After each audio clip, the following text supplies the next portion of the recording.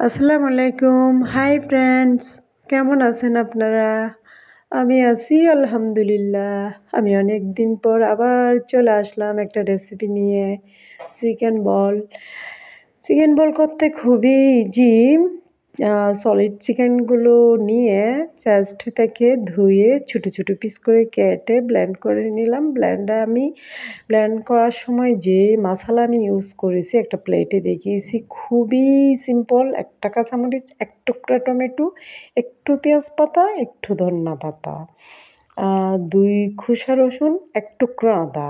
এগুলো একসাথে ব্লেন্ড করে গোলমরিচের গুঁড়া আর কি দিলাম, সল্ট পরিমাণ মতো, ১ চামচ ময়দা, ১ চামচ কর্নফ্লাওয়ার দিয়ে আমি মেখে গোল গোল বল বানিয়ে নিলাম। হাতে একটু তেল লাগিয়ে, একটু তেল না লাগালে হাতে লেগে থাকে।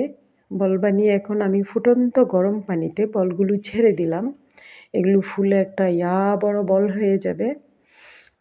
টিফিনে দেওয়া যায়, বাচ্চাদের বিকেলে খাওয়া যায়, যখন যেমন যার ইচ্ছা তখন সেভাবে খেতে পারেন। এখানে ৫-৬ মিনিট আমি বয়েল করব। ৫-৬ মিনিট আসলে এনাফ। এখন আমি উঠিয়ে নিলাম। এই যে কত বড় বড় হয়ে গেল। আমি একটা প্লেটে উঠিয়ে নিলাম।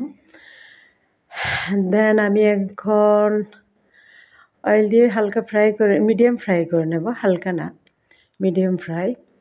তখন ৫-৬ মিনিট বয়েল হয়েছে। এখন ৫-৬ মিনিট।